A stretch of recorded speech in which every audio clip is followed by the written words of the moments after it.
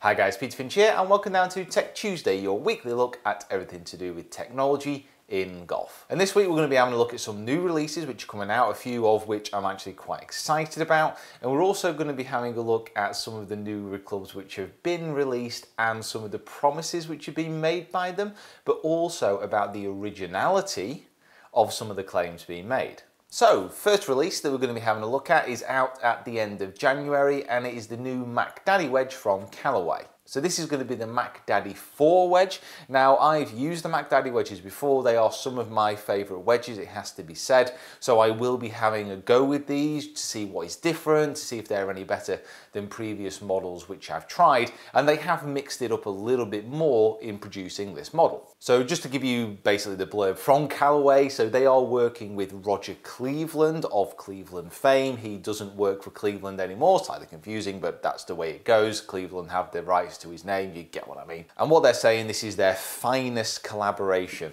that they've ever done with Roger Cleveland, and it's heavily influenced by what the guys on tour have been saying. And it's interesting what Callaway are doing and what they're aiming for, because certainly last year they grabbed big chunks of market share as far as metalwoods are concerned and irons with the number of releases that they were bringing out, which really did capture the imagination if you think about the Epic Driver, for example.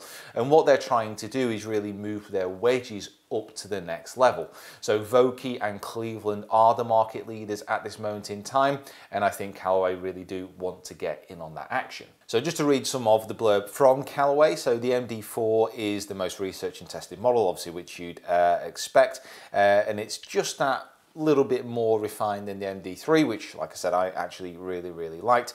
So there's no drastic changes as far as what it looks like, as far as head shape is concerned, but what they have done is a lot of work on the face. So what they've done is they've added just a little bit more offset than what was on the MD3, and they've also made the leading edge a little bit straighter. Now for me personally, I quite like a straight edge on a wedge, it's just easier to line up. But having said that, I don't really like to see too much offset. So, but remember, this is all personal preference to what you want to see in a wedge.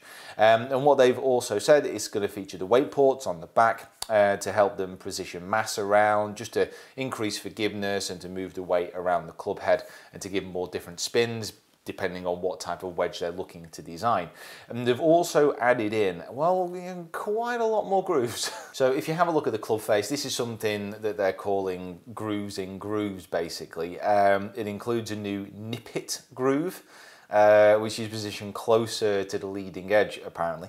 And the intent is to give golfers a little bit more forgiveness when they're catching it a little bit low out of the club face. Not forgiveness, just to give it a little bit more spin. And what's quite nice is that I think this is a very subtle but very good way of marketing. They've basically said they will make sure that every wedge is within the legal limits. Almost saying, well, sometimes they may not be. Maybe they're going to give a little bit too much spin. I quite like that. I like that subtle form of marketing. And obviously this isn't the sexiest golf club that Callaway are going to be releasing. They've got the new driver on the way, and I'm guessing a new family of woods to go along with that. So it's not going to grab loads and loads of headlines, but for me, wedges is one area where you can switch your wedges if you're a regular player every year and actually see a noticeable difference. So if I've been absolutely smashing away with my wedges this year, if I swap to new ones, I would see an improvement as far as spin characteristics are concerned. You would imagine, because of those fresh grooves and that new face.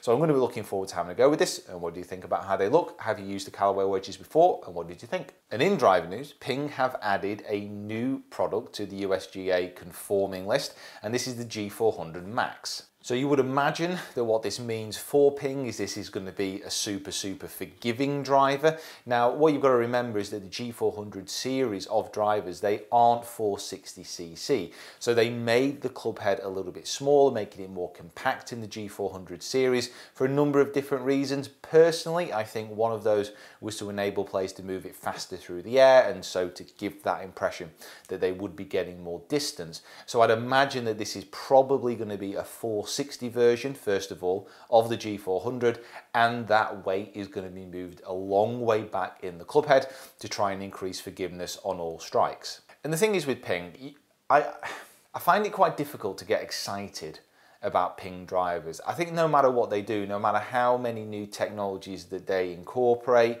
no matter how jazzed up they make it, for whatever reason, I always just feel quite safe. I say, punching my glasses. Always feel quite safe with the Ping driver. I know that if I pick a Ping driver up, I know what it's going to give me. I know I could use that driver and be absolutely happy with its performance. It's one of those manufacturers that I think has quite a high level of trust with people. That's certainly the impression that I get anyway. So with a driver like this, you pretty much know exactly what you're going to get. And as always, people will buy this because Ping does have that trust. As far as club releases as well, I think Ping certainly do have a high level of respect amongst consumers because of the way they cycle their products as well. But please let me know what you think. Let me know what you think about the G400 range as a whole. Because obviously it's not long been released, so I don't think they're going to be bringing out any new lines of clubs anytime soon, and this is just adding to the current family. So lastly, let's have a little bit of a look at some of the fallout which has been going on after the M3 and the M4 have been released by TaylorMade. Now, their main shouting point was about the twist face that is on the new driver, and a few people on social media and through different websites have been saying that other manufacturers in the past have added in changes to their club face on toe and heel strikes just to give different forgivenesses and different ball flights. And what TaylorMade is saying is that this is a new technology for them. You know, this is something that they haven't done before. And to be honest, they are perfectly entitled to say whatever they want when they bring out a new product. And certainly from what has happened within the last week, with DJ winning by 8 shots in Hawaii and that almost hole-in-one on a par 4, they've got lots to shout about as far as TaylorMade are concerned as a company.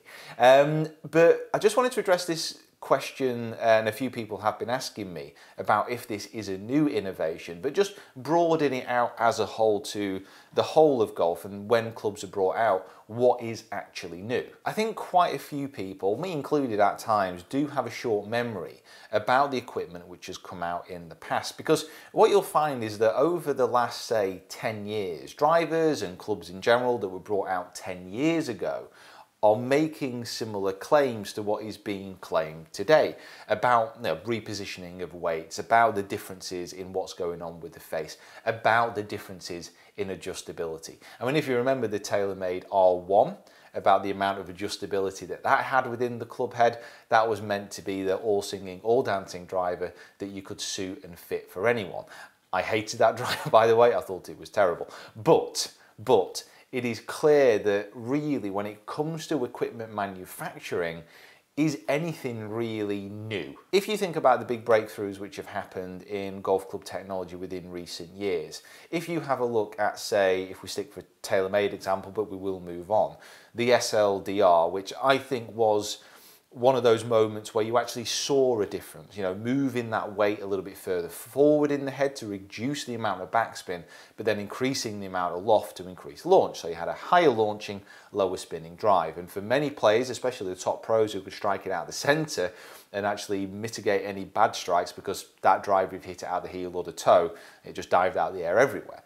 That really did push the needle a little bit, and tour pros are actually hitting it further as a result with that driver because of the characteristics that they could get. But certainly one of my favourites as far as trying to give an impression that clubs have moved on a long way is within the forged iron market. Now, forging processes, yes, they can improve, materials can improve, they can get a little bit better, but really a forged iron, are you going to be able to see a massive amount of difference between a forged iron from 5-10 years ago to a forged iron now? Probably not. The only difference is with a forged iron, especially a blade, that from 10 years ago, if it's been used, is going to be pretty battered. So you're going to want a nice shiny new set.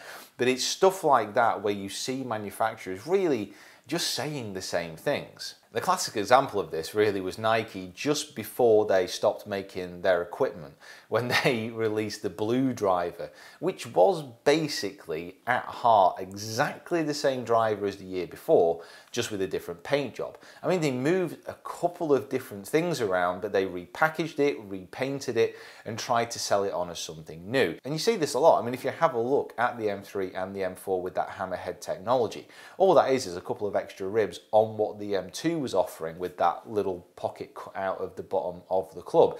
Is that little hammerhead going to make that much difference? Who actually knows?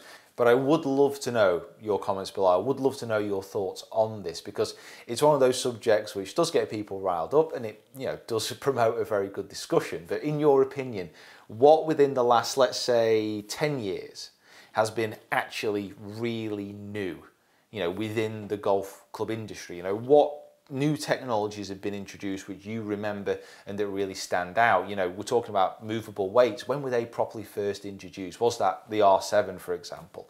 You know, what are these big innovations? What can you remember? What did you think actually pushed the needle forward and was original? And if anyone comments below, if you think that that is a copy of something else, please comment, and obviously keep it friendly. But I think with discussions and chats like this, we'll get to know the truth just that little bit more. This is a learning experience, not only for you guys, but for me as well.